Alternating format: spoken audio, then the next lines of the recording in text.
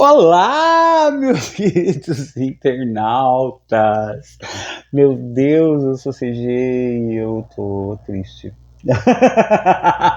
Não tô. Então, por onde que eu começo esse vídeo? Bom, esse vídeo vai ser a resolução da segunda fase do OBB de 2023. Se você tá aqui, provavelmente você fez essa fase. Talvez você esteja aqui no futuro para poder rir da minha cara, porque a vontade é de chorar. E vamos lá. Bom, a primeira coisa que eu preciso dizer, rapazes e moças e moças e todo mundo que estiver aqui me assistindo, é que esse vídeo obrigatoriamente vai ter que ser mais de um, porque são 50 fucking questões. Não dá pra pôr 50 questões sendo resolvidas num único vídeo de 1 hora, nem se eu ficasse assim, ó, primeira alternativa é A, segunda é B, segunda... Não, tem muita coisa pra gente comentar, então sim, vai ser mais de uma parte, tá? A primeira coisa que eu tenho pra dizer pra vocês é que, primeiro, curta, comente, compartilha, por favor, ajuda essa semente a se espalhar, afinal de contas, vocês já me ajudaram tanto, meus queridos, vocês estão me ajudando tanto com esse canal, a galera da Olimpíada de Biologia. Ai, tem sido uma avalanche de amor e carinho e dedicação que vocês estão tendo comigo e eu quero retribuir tudo que eu posso para vocês. Então, sim, vamos lá. A última parte dos assuntos ao bebê de 2023. Bora lá? Bom, primeira coisa que a gente precisa dizer é: foi, acho que, a segunda fase mais difícil que essa Olimpíada já teve em todos os anos em que ela já aconteceu. Ela não acontece com esse formato de fase 1, depois fase 2A, depois fase 2B, com essa cara de prova há tantos anos, faz poucos anos. Mas essa foi, sem dúvida, a mais complexa. Eu acho que isso é uma tendência natural. Eu já tinha falado isso em vídeos anteriores, que na primeira fase, é uma fase que ela tem que ser agregadora, né? Então essa fase é feita para chamar a galera para a prova. Então ela não pode ser impossível de ser feita. Ponto. A nota de corte não é um número absurdo e bora. Sim, você pode estar achando isso um absurdo, mas dizer que uma prova ter, sei lá, 19 acertos em 30 para ser nota de corte para classificação não é uma coisa absurda de se conseguir. Segunda fase. Ai, a segunda fase. Primeiro que você já lida com 50 questões, um volume muito maior. Questões de uma complexidade técnica também muito maior. E, principalmente, a nota de corte é alta. Na minha experiência, quanto mais difícil é a prova, mais baixa é a nota de corte. Então, por exemplo, as segundas fases dos anos anteriores, que vinham ali com 30 acertos, 31 acertos como nota de corte de 50, eu acredito que este ano será mais baixo.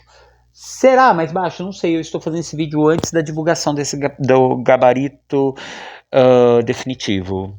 Tipo, eu só posso liberar esse vídeo quando liberam pelo menos o gabarito provisório, e é o que eu estou fazendo hoje, tá?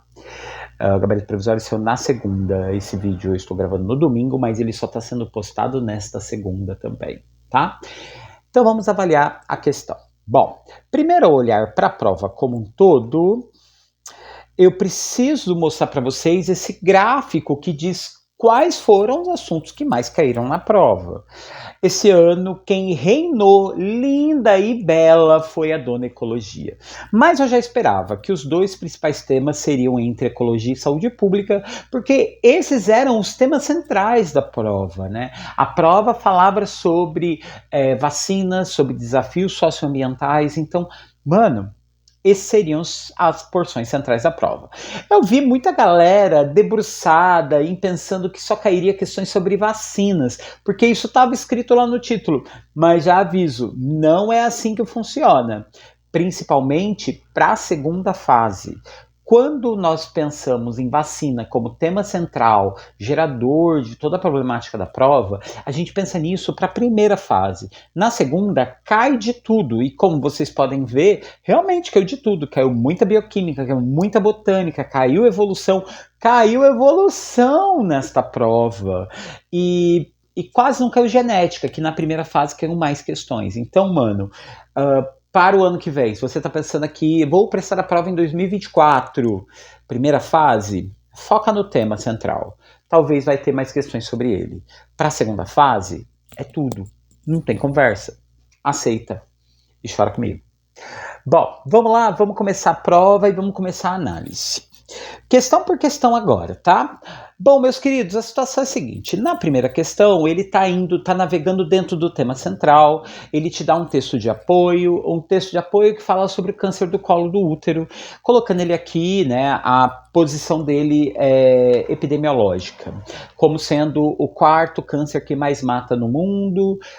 Ele tem uma associação direta com um vírus, que é o papilomavírus humano, que é o HPV, sendo que é um vírus que nós temos como prevenir a aquisição dele através de uma vacina que é distribuída aí, né, na adolescência da galera e tal, até na primeira infância. Mas é uma vacina recente, isso é legal a gente falar. Ela é uma vacina que faz parte do Plano Nacional de Imunizações há muito pouco tempo. E o texto, ele fala aqui um pouquinho do HPV e do trabalho do Instituto Butantan para produzir essa vacina. Ponto. Vamos à questão. Esse texto vai servir para as duas primeiras questões. A primeira questão chega e fala assim, ó, a partir da leitura do texto acima e das informações oferecidas pela tabela sobre os genes de composição do vírus HPV. Como assim? Como a gente sabe, o material genético de um vírus vai conter nele um código genético muito reduzido. E esse código genético vai ter genes que vão ser responsáveis pela síntese de proteínas desse vírus. Aqui é legal a gente falar que aqui não há espaço para ter muito material genético. Nós estamos falando de um ser vivo que tem um material simplificado, reduzido, e aqui eles listaram aí alguns genes. Então eles chamaram esses genes de E1, E2, E4, E5, E6, E7, L1, L2, e aí esses genes, e dizendo aí para que serve cada um deles, tá? A questão é, responda qual seria a alternativa correta. Tá?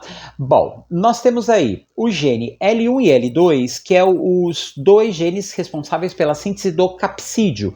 Capsídeo é a capa do vírus. Tá? E os outros, o E1, E2, vão ser genes associados ao material genético, a síntese de material genético, a atividade da DNA helicase, as enzimas ali que vão trabalhar para que esse DNA seja gerado da forma como se expressa. E aqui nós vamos para as questões, né? Tá lá, ó. Letra A proteína do gene L1 não é um bom alvo para vacinas. É mentira. Por quê? Porque a hora que um vírus entra no teu organismo, ele vai ser reconhecido pelo capsídeo dele, principalmente. Então essa alternativa A tá fora. Tá? A letra B, o melhor alvo para a produção de vacinas de RNA mensageiro é a E1, pois o sistema imune bloqueia a replicação e impede parte crucial do ciclo. Bom, a E1 ela vai produzir a atividade da DNA helicase. Helicase seria a enzima que faz o DNA se torcer, fazendo a alfa-hélice do material genético. E ela não é um alvo interessante por uma razão simples, porque ela existe no vírus, mas existe na gente também. Então, nós precisamos de um alvo que seja de uma coisa que só o vírus tenha, para que a gente possa bloquear ele e não nada na gente, né? Então, a letra B também está errada. O exercício da letra C, ali, a alternativa C está assim, ó, o gene E6 faz com que a formação de tumores seja favorecida, pois acelera o ciclo celular. Bom, vamos lá. E6 causa degeneração da proteína P53, importante na apoptose. Apoptose, o termo apoptose se refere à morte celular programada, que é um fenômeno que vai acontecer durante a formação de um tumor. Então, realmente, a alternativa C é a correta aqui, tá? Ou seja, nós estamos falando aqui de uma questão que não bastava você só entender de vacina, só entender de vírus, você tinha que ter um conhecimento de biologia celular para entender o que era apoptose, beleza?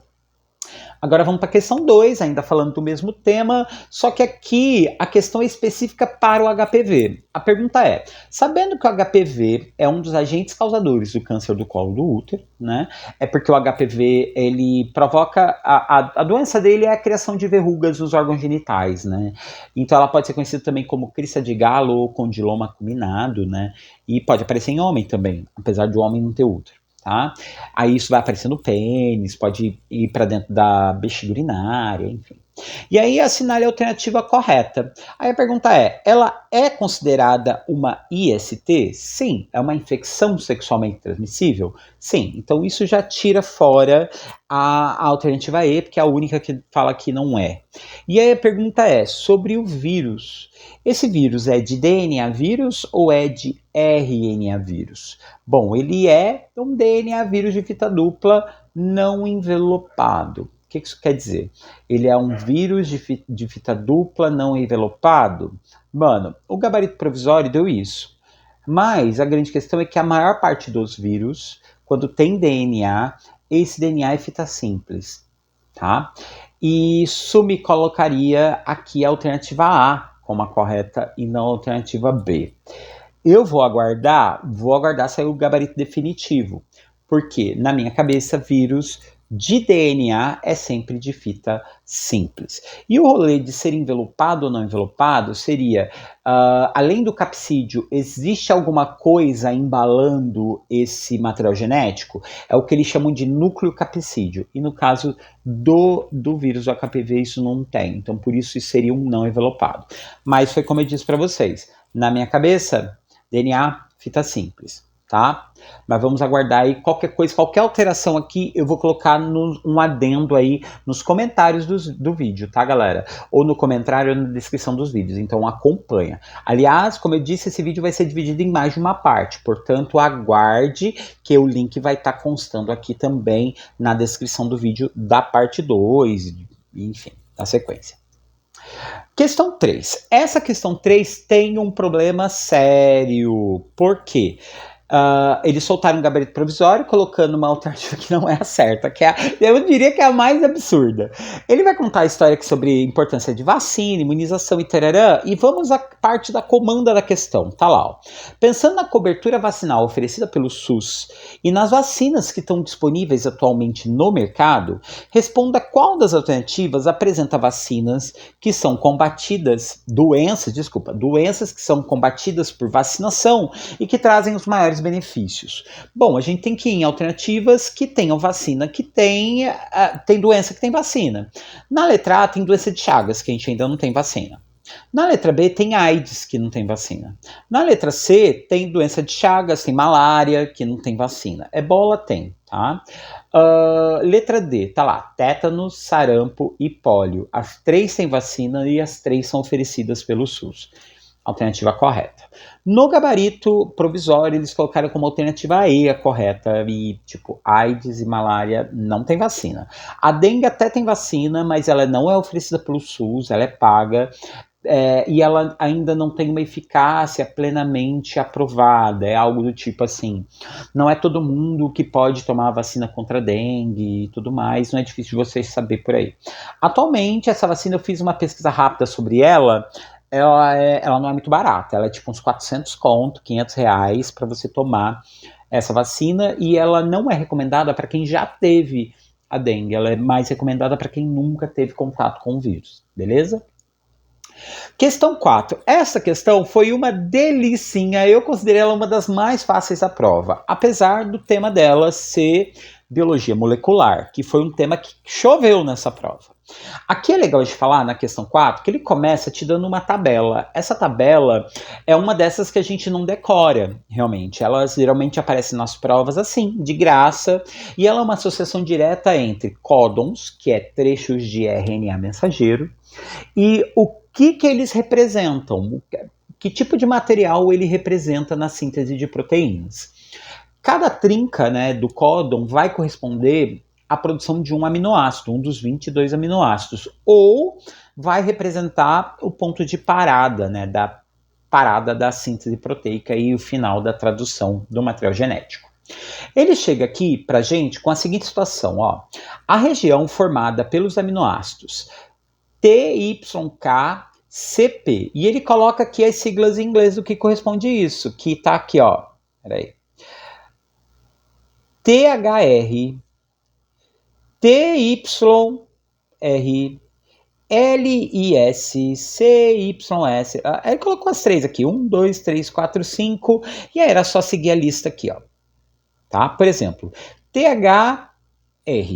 THR, ela é produzido por esses caras aqui. Qualquer uma dessas trincas. Tem mais algum? THR? Não, acho que não. É só essas aqui mesmo. Então a gente precisa de um material genético que seja começado por um desses. É só olhar a letrinha e ver se bate. Beleza. Aí o TYR, vamos lá. TYR, cadê? TYR, cadê? Aqui, ó. TYR. Temos aqui os dois. E aí olhar na lista o que casa. E aí a alternativa que teria essa sequência dos aminoácidos e essa comparação com a tabela, a correta seria a letra C, porque ela tem a única sequência que bate, né, do aminoácido com esses 5 com essas 5 trincas de códons, tá? Então era basicamente um exercício de interpretação de tabela, ela não exigia assim nada além disso, tá? Teve a galera que fez o anticódon, deu uma viajada aí, mas era mais básico do que imaginava. A segunda, ela vem com uma questão interessante. Ela fala assim, olha, depois que a gente descobre, né, que o aminoácido é sintetizado por uma trinca de letras, quando a gente olha na tabela, a gente vê que certos aminoácidos são feitos por 4 trincas de letras, às vezes 5 trincas de letras. E a pergunta é, dá para saber necessariamente qual é a trinca certa? Não. Aqui nós partimos pelo conceito que a gente fala, que é o código genético é degenerado. Seria algo assim. Se você tem a sequência de DNA, do DNA você cria o RNA. Do RNA você descobre aminoácido. Essa sequência dá para fazer. Mas não dá para fazer a sequência ao contrário, do tipo, a partir do aminoácido saber qual é o RNA e do RNA saber o DNA. E por que razão? Porque o mesmo aminoácido pode ser sintetizado por várias trincas diferentes. Então a alternativa que vai dizer isso é a letra C, que é possível existir mais de uma combinação de códons para a mesma sequência de aminoácidos. Beleza? Esse aqui é um conceito muito básico, né, de código genético, e isso é o que torna tão difícil a gente determinar, né, o código genético e criar um código genético meramente artificial para a síntese de um determinado vírus ou algo parecido, né? É o que atrasa nesse processo da gente entender a biologia molecular de certos micro-organismos.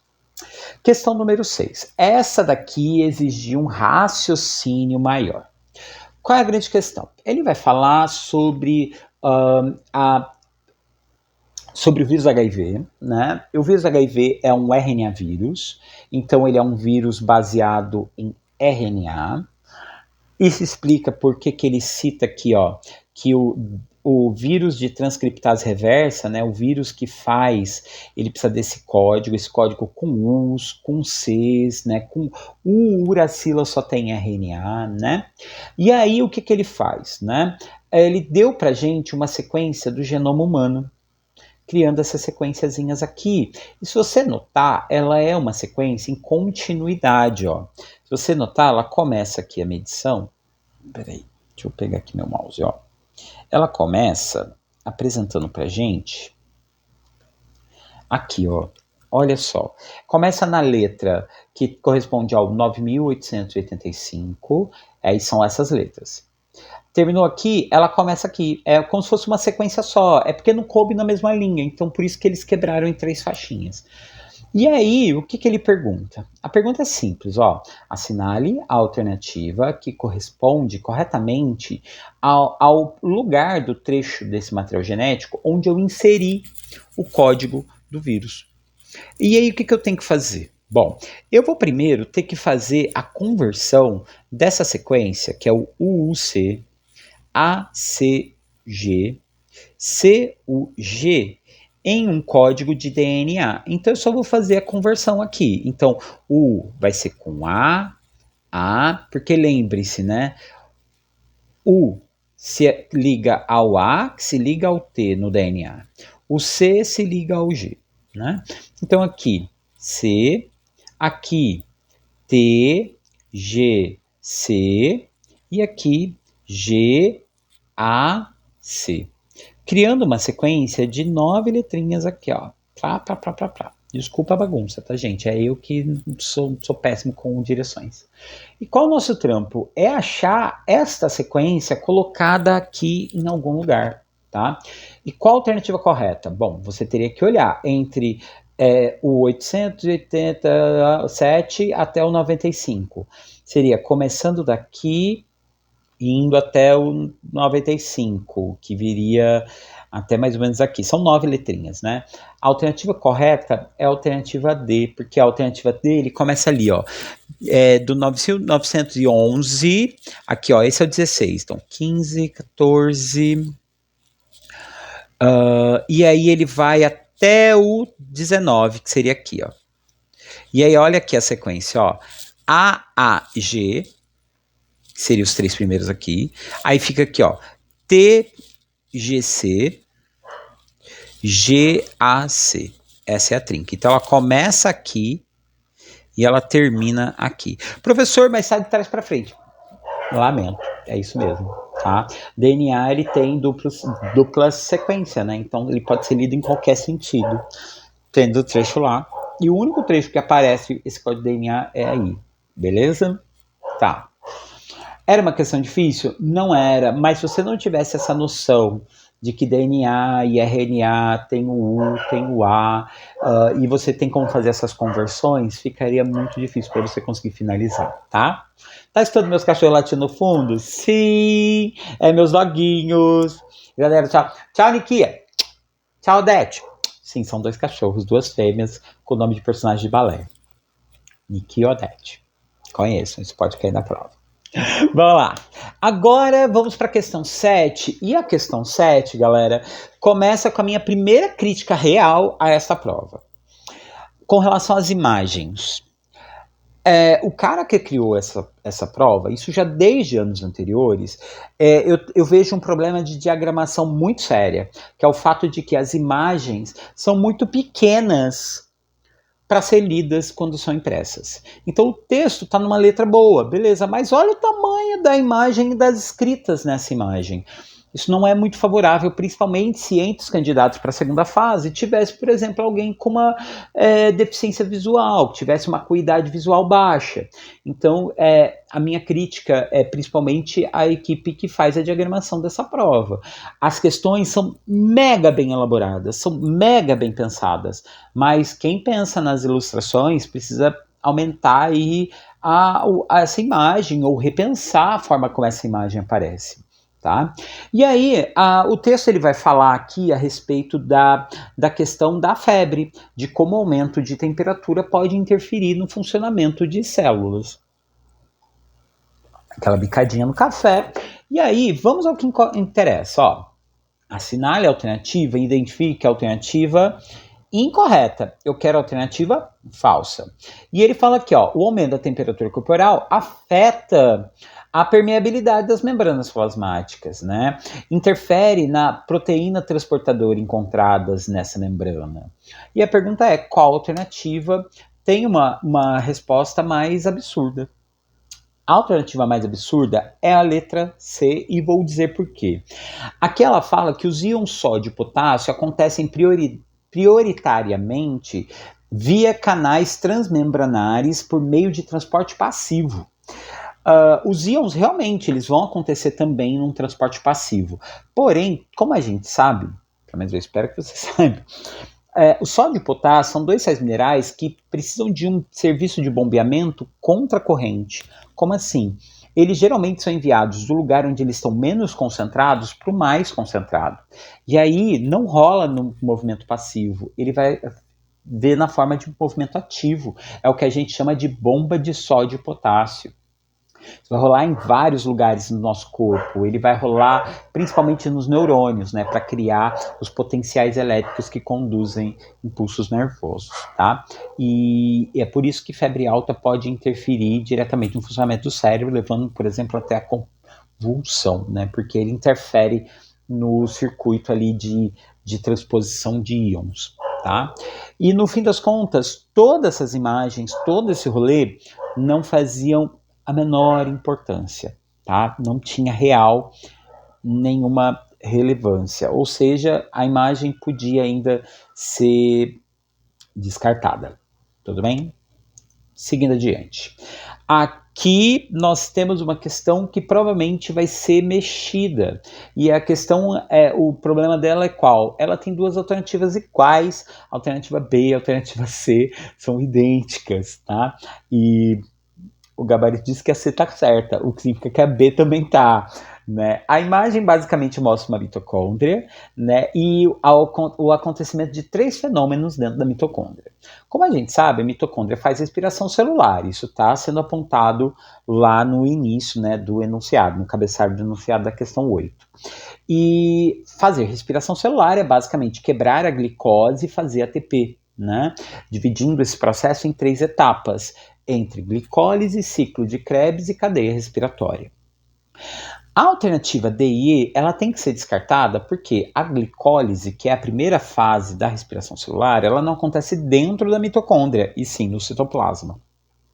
Esse processo vai acontecer lá, onde a glicose vai ser quebrada, e geralmente ela é quebrada em ácido pirúvico, né? E isso segue então para dentro da mitocôndria, onde vai acontecer a próxima etapa, que é o ciclo de Krebs. Como o primeiro desenho já mostra, né, acontecendo alguma coisa dentro da mitocôndria, então significa que a primeira vai ser o ciclo de Krebs mesmo. O 2 e o 3 aqui representam proteínas, enzimas que fazem parte do processo e que estão nas cristas mitocondriais, ou seja, o 2 e o 3 se refere claramente à cadeia respiratória de elétrons. Mas aqui é interessante falar que esse processo ele é dividido em 2 passos. Numa primeira acontece uma fosforilação oxidativa, né? E na segunda, a síntese de ATP, né, pela bomba de ATP, ATP sintase. Então, realmente, a letra C é a correta, a letra B também estaria correta. Então, as duas são corretas. Eu acredito que, como em anos anteriores, às vezes pode rolar de 2 alternativas estarem corretas. E aí, eles não cancelam a questão, eles consideram quem assinalou qualquer uma dessas duas como uma certa, tá? Então, já sabe que essa é a previsão do que vai acontecer aqui nessa questão, tá? A questão 9 vai falar ainda sobre ciclo de Krebs e isso cria uma dificuldade para estudantes do ensino médio. Se você está chegando aqui, eu fiz um vídeo chamando que é eu desenhando numa lousa explicando as etapas do ciclo de Krebs. Então, se você ainda não conhece, procura aí na playlist, ele vai aparecer em algum ponto desse canal, procura. Vai estar lá, tá? Explicando em etapas. Esse é um assunto que sempre é muito espinhoso no ensino médio. Eu conheço até professores que fogem de dar aula sobre esse tópico porque ele é tenso. E aqui no caso, ele vai fazer perguntas a respeito de procure a alternativa errada sobre o ciclo de Krebs. A única alternativa errada, e essa é escancaradamente errada, é a alternativa A, porque ele fala assim, ó, que existem algumas etapas que não precisam de enzimas como catalisadoras, e isso é um grande erro. A respiração celular aeróbica como um todo tem um monte de enzima, e enzimas são moléculas, são proteínas que fazem a quebra química, que aceleram o processo. Então, mano, não dá para imaginar esse processo acontecendo sem a participação de uma enzima, e aqui era meio óbvio. Eu fiz um vídeo especial com dicas olímpicas com o tema enzimas, onde eu dediquei um tempão para falar delas, porque já tinha caído esse tema em anos anteriores. Não tinha caído especificamente sobre a respiração celular, mas era aquele tipo de coisa que tipo, você não precisa ser craque em respiração celular para entender o funcionamento das enzimas, tá? Então, atenção.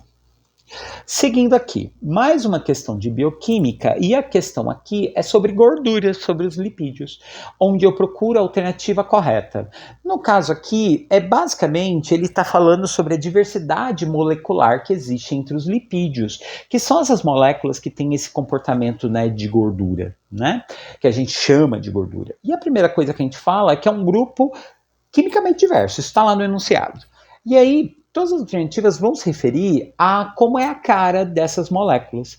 A alternativa correta seria a alternativa B, porque é a única que está mais coerente. Ela fala ali que os triglicerídeos, que é uma modalidade de gorduras que são moléculas menores, elas são sempre moléculas com centenas de carbono, né? E aqui no caso, os triglicerídeos são sempre moléculas que podem ser partidas em partes. Essas partes seriam o glicerol, que é um álcool, né, essa terminação ol lá da química, né, é sempre uma molécula orgânica que é terminado em OH, e mais 3 ácidos graxos. Ácido graxo é a menor unidade de gordura que a gente pode encontrar. Então, triglicerídeos faz essa referência. Glicerol, ácido graxo e 3 ácidos graxos, beleza? As outras situações todas são eliminadas. Por exemplo, tem uma link falando que o colesterol ruim é o HDL, e não é o LDL. Tem uma que falando que a membrana plasmática de todo mundo tem colesterol. Isso não acontece com todo ser vivo. Então, assim, o triacilglicerol também é uma substância que vai aparecer em todas as células, principalmente neurônios, não. Então, assim, temos aí uma série de alternativas que vão se referir a gorduras, vão se referir à bioquímica das gorduras, mas elas cometem ali pequenas gafes. A única que seria correta é a letra B, tá? Aqui um presentinho de Deus. Quem gosta de biologia celular sabe que, assim, você bater o olho e reconhecer uma organela é sempre muito importante. Essa organela que tem sempre essa aparência, né, de bolsinhas colocadas assim, né, paralelas e tal, é o complexo de Golgi, o aparelho golgiense, o aparelho de Golgi, né? E aqui nós temos duas organelas que vamos falar sobre elas, né? A alternativa A, né, fala do aparelho de Golgi, e a alternativa E vai falar do aparelho de Golgi. Mas a pergunta é, além de identificar a organela, eu preciso dizer onde ela ocorre. A organela do aparelho de Golgi, ela é uma organela de armazenamento e secreção de substâncias nobres. Então eu preciso achar um tecido que faz esse rolê de armazenar e secretar. E a alternativa possível é a alternativa E, porque as células da pele, elas além de terem esse papel de revestimento, elas podem ser glandulares, ou seja, elas produzirem hormônios, produzirem secreções, e essas secreções são, na maioria das vezes, sintetizadas por essas organelas. Então elas vão aparecer em grande riqueza dentro de tecido epitelial secretor, beleza? Vale a pena aí. Isso já caiu em outros anos, hein? Secreção, organela e tal. Continuando aqui, nós temos uma questão, de novo, sobre biologia celular, mas falando sobre a intérfase. A intérfase seria a etapa biológica que antecede uma divisão celular. Ela antecede a mitose ou antecede a meiose. Ela sempre é uma etapa que a gente diz que é preparatória para a divisão. Nesse processo, a célula não fez divisão, mas assim, ela está aumentando a síntese de proteínas, ela está já meio que organizando o material genético, ela já está ali duplicando o DNA, né, para fazer a divisão celular. A única alternativa errada, porque aqui de novo uma questão que busca a alternativa errada, né, e que se refere aos checkpoints do ciclo celular, seria a alternativa B de bola. Né, dizendo que a duplicação do cromossomo, né, dos cromossomos, do material genético e de todas as organelas acontece na fase S. A fase S é a fase da síntese, então é uma fase onde ocorre uma grande produção de proteínas, que é necessário, porque imagine, a célula vai rachar no meio, ela vai se quebrar no meio, ela precisa de mecanismos para emendar essas partes que vão ser rachadas. Então a síntese proteica vai ter que acontecer com força aqui, né? Então a síntese não vai acontecer na fase S. A intérfase tem aí algumas fases, tem a G0, G1, G2 e a fase S, né? São 4 fasezinhas, todas muito rapidinhas e de preparatórios para a divisão celular. Sendo que, sim, ela vai durar bastante tempo, essa intérfase, e a divisão celular propriamente dita lá, né, da prófase, metáfase, anáfase, telófase, é um estalinho, ela acaba, tá? Bom, questão 13. A questão 13, de novo, é uma questão que eu não procuro a certa, eu busco a que não representa, a que está errada, né? Isso foi uma coisa que apareceu bastante nessa prova. Ao invés de assinalar a certa, você tinha que assinalar a errada, né? A questão é assim, ó, escolha a alternativa que não representa o fluxo correto da regulação da expressão gene. De novo, voltamos àquela informação que a gente tinha falado anteriormente, né? Você tem um DNA, esse DNA, você seleciona o trecho que te interessa, essa parte é então copiada na forma de um RNA mensageiro, etapa essa que é chamada de transcrição. O material transcrito, tudo isso lá no núcleo, sai do núcleo e vai até o citoplasma, onde vai encontrar ribossomos que vão traduzir essa informação numa cadeia de proteínas, né? Na verdade, uma cadeia de aminoácidos, que é o que a gente chama de proteína ou polipeptídeo. A alternativa que diz que é a errada é a alternativa A. Vamos a ela, vamos compreender o que ela quer dizer aqui com o tema aqui da nossa conversa. O RNA mensageiro do gene da interleucina 1 beta, é tipo uma proteína, não sofre processamento, pois começa a ser traduzido antes mesmo da sua fabricação. Não, mano, a gente pega o DNA, faz o RNA. Fez o RNA, ele vai até o citoplasma para produzir a tal da substância, a tal da interleucina 1 beta. Então, não é assim, tipo, não sofre processamento. Claro que sofre. Inclusive porque quando é feito o DNA e do DNA você faz o RNA mensageiro, esse RNA mensageiro ainda vai ter ali no meio um monte de trecho de material genético que não sintetiza proteínas. Então, a gente vai precisar fazer ainda uma retirada de material ali que estava ali como uma gordurinha extra, né? Que é o processo que a gente chama de splice, né? Que é exatamente a retirada desse material. Então, não, ele precisa sofrer um processamento sim para chegar prontinho lá no citoplasma para ser traduzido. A única alternativa que fala sobre algo que é absurda, que não representa o certo, é a letra E. Beleza? Questão 14. Na questão 14, ele está falando de um assunto que eu já abordei em um vídeo meu. Tem um vídeo meu falando sobre síntese proteica que eu falo sobre os tipos de RNA. Existem 3 tipos de RNA. O RNA mensageiro, que é o RNA-M, o RNA-T, que é o transportador, e o RNA-R, que é o ribossômico. Cada um é essencial para a síntese de proteínas, mas cada um vai fazer uma coisa diferente. E a pergunta da questão é qual a função do RNA-R e o RNA-T, né? Bom, vamos lá. O RNA-R, como o próprio nome sugere, ele é ribossômico. É ele quem cria o ribossomo, né? O ribossomo, que é a organela da célula que é responsável para fazer a síntese de proteínas, ele não existiria se não fosse o RNA-R. Então ele vai compor aquele novelão gigante que compõe o RNA, que vai compor o ribossomo.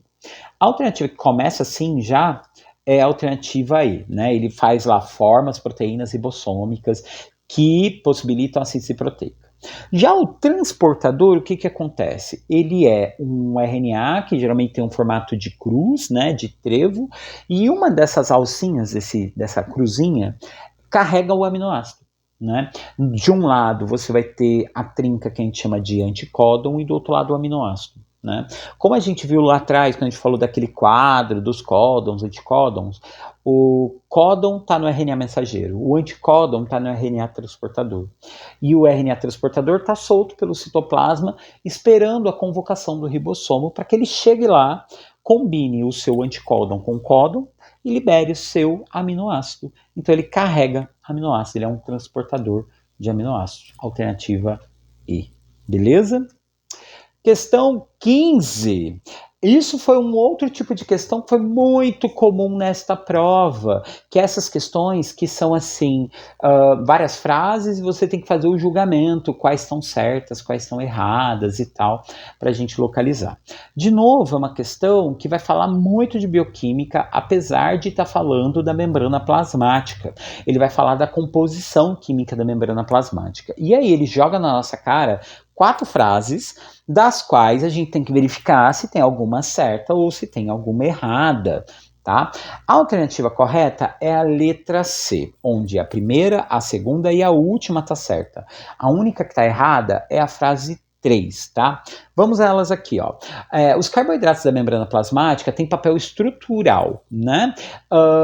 E na forma como? Ele vai aparecer na forma de glicolipídio e na forma de glicoproteína. Ou seja, o carboidrato soldado à gordura e soldado às proteínas.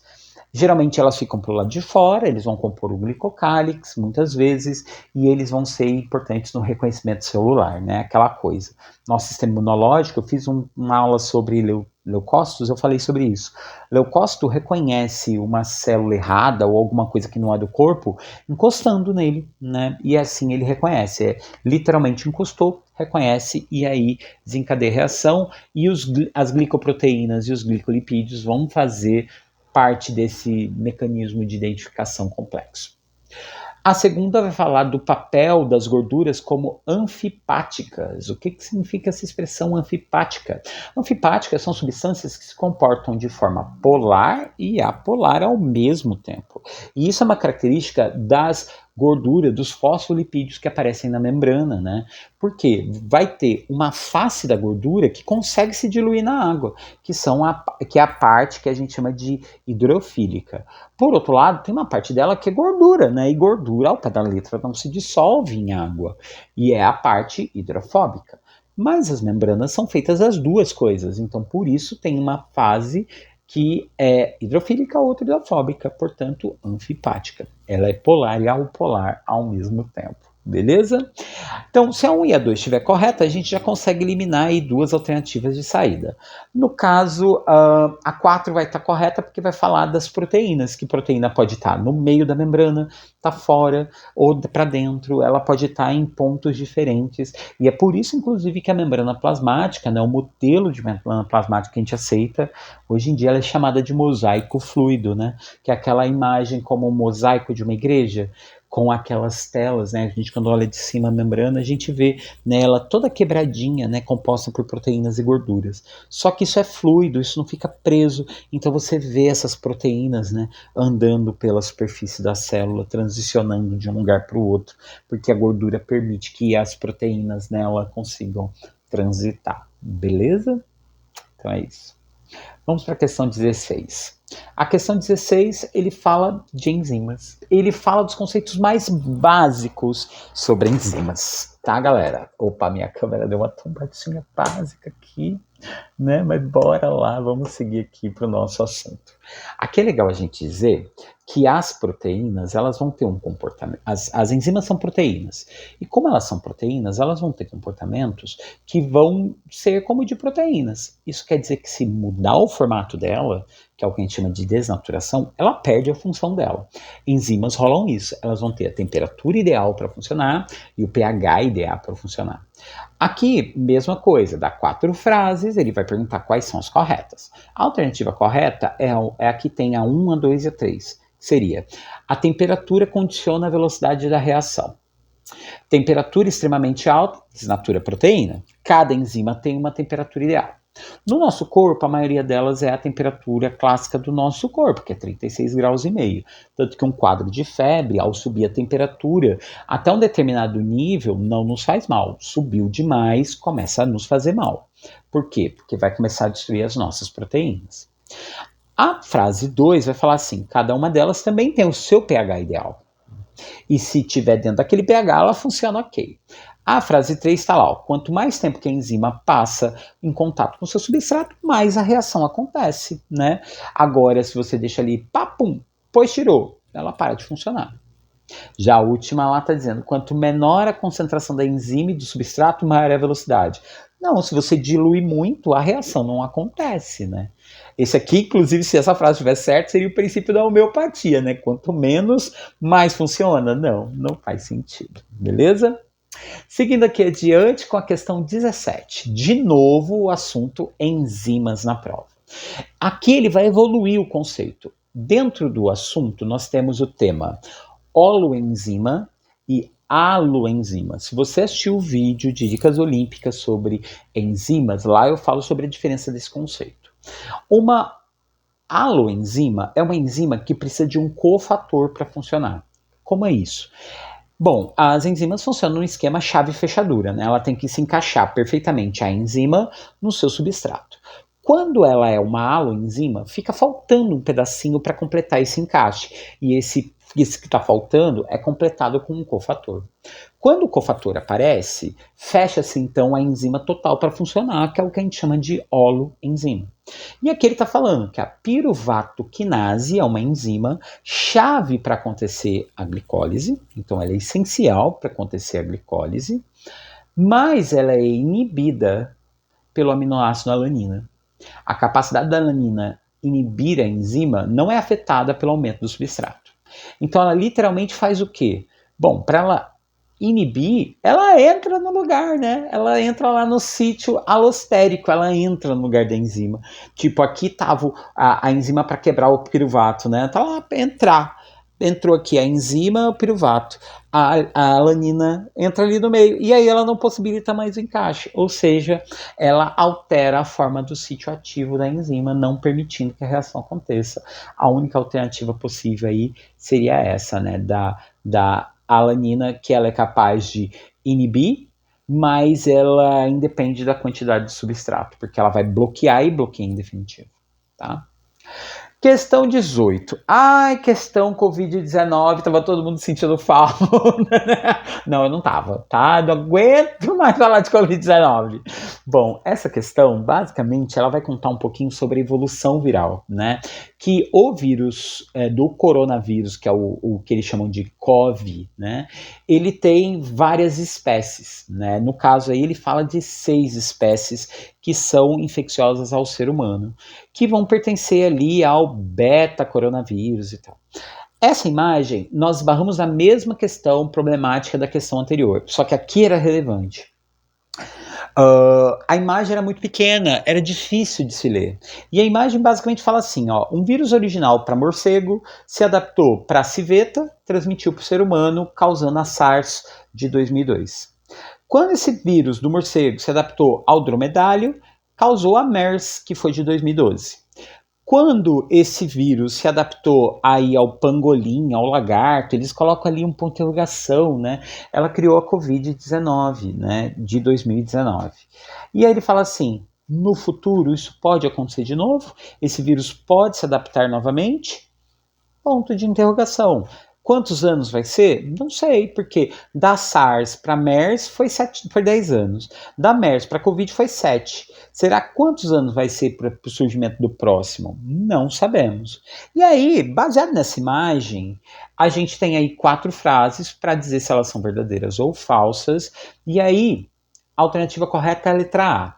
As 2 do meio estão corretas, as 2 das pontas estão falsas. A primeira está lá, ó, que o SARS-CoV-2, que é o vírus da Covid-19, ela é diretamente evoluída da MERS. Não, as duas evoluíram completamente separados. Elas evoluíram a partir da CoV. Mas a SARS e a MERS vieram de origens diferentes. Tá? Essa está errada. Se essa está errada, a gente já elimina várias. A segunda frase, né? O mapeamento filogenético permite, né, contribui para o rastreamento de um possível evento infeccioso. Essa é verdade, porque se a gente tem mais ou menos uma ideia de como é que essa evolução do vírus acontece, eu tenho como prever qual pode ser o próximo animal a ser infectado, ou se esse animal vai ter condições de transmitir ao humano, e quais seriam os possíveis alvos, né? A história da SARS ser transmitido para esse animal, o tal do pangolim, que existe lá na China, ele já era conhecido antes, tanto que não foi difícil fazer a associação direta. Só não imaginava, né, que ia virar o que virou. A frase 3, a origem do vírus SARS-CoV pode estar relacionada a uma seleção natural que ocorreu tanto no morcego quanto no mangolim, quanto também associado a uma seleção humana. Sim, porque o vírus também é selecionado pelo hospedeiro que ele ocupa. Morcegos são hospedeiros, pangolins são hospedeiros e humano é hospedeiro. Então as 3 seriam possíveis. Só aí, ó, falso, verdadeiro, verdadeiro, só tornaria a alternativa possível a letra A. 19, vamos a 19. 19, de novo a gente vai falar da SARS, tá? Só que aí ele vai comentar a respeito da associação não só da SARS, mas de outros vírus que também causam síndromes respiratórias, que é o VSR, né, que é o vírus sincicial respiratório, o influenza, né, que é o da gripe, e aí a questão era a comparação mesmo, tá? Qual a alternativa que era correta? Aqui, eu vou dizer que eu estou de acordo com o gabarito provisório, que diz que a alternativa correta é a letra E, só as 2 últimas frases serão corretas, mas eu tenho um problema com a gramática dessas frases, tá? A minha preocupação é a frase 4. Essa frase 4, ela diz assim, ó, vírus constituídos como DNA, como é o vírus da influenza, aí tá aqui, né, como o vírus da influenza. Tem como eu ler de 2 formas essa frase. Uma que estaria certa, a outra que estaria errado. E aí eu não sei, eu não sou professor de gramática para saber. Mas a primeira frase, a hora que eu li de cara, eu assinalei essa frase como falsa. Por quê? O vírus influenza é um vírus de RNA. é um retrovírus. Então a gente lê a frase como vírus construídos por RNA, como é o caso do vírus influenza, faz entender que o vírus da influenza é um vírus de DNA. Essa frase seria certa. A minha outra forma de ler, que torna essa frase certa, seria: os vírus de DNA, assim como os vírus influenza, possuem genes que codificam proteína. E aí, proteína de metabolismo energético e biossíntese de membrana. Aqui eu tenho um problema, porque vírus não tem metabolismo, então como eles vão ter genes que vão sintetizar coisas metabólicas? A5, quer dizer, o genoma viral produz componentes intracelulares obrigatórios para modelar a síntese da célula hospedeira e regular o ciclo de reprodução viral, né? O gene do vírus, né, o material genético do vírus seria capaz de produzir componentes intracelulares? Sim, porque ele pode ter código para produzir enzimas do nosso corpo e por isso ele pode passar em branco. Eu consigo entender a frase desse jeito, mas essa é uma questão que me criou milhares de pontos de interrogação. Acho que foi a questão da prova que mais me deixou assim enrolado na compreensão. Seguinte aqui para a próxima questão, vamos lá para a questão número 20, que vai ser a última que eu vou resolver desse vídeo, tá? E aí vai ter que esperar uma parte 2. Essa questão é bem facinha, uma questão de biologia celular, que fala sobre a extração de amianto, que ela é proibida no Brasil, né?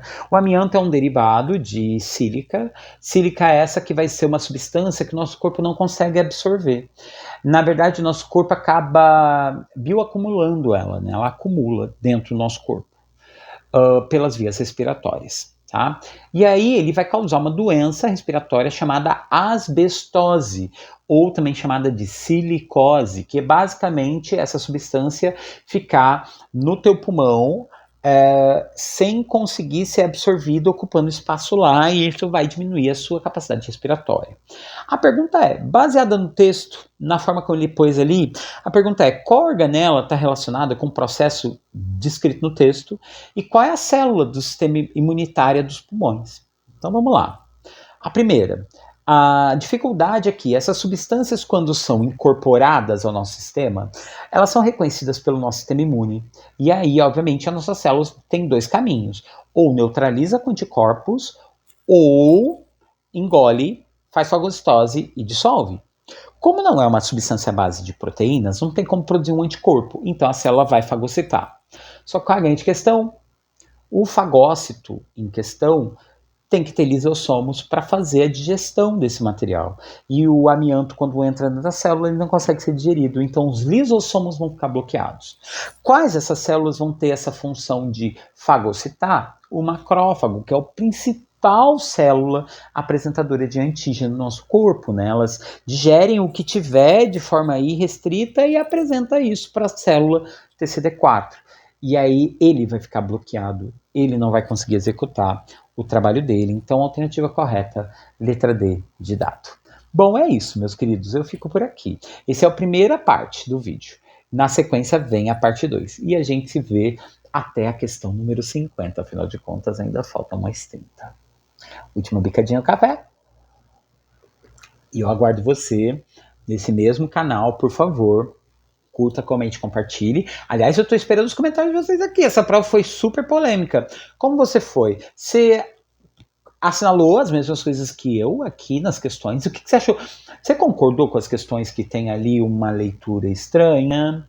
As questões que precisam ser corrigidas no gabarito? E aí, o que você me diz? Aguardo comentários. Até lá, até o próximo vídeo, parte 2. Um beijão, se cuidem e até. Valeu, tchau!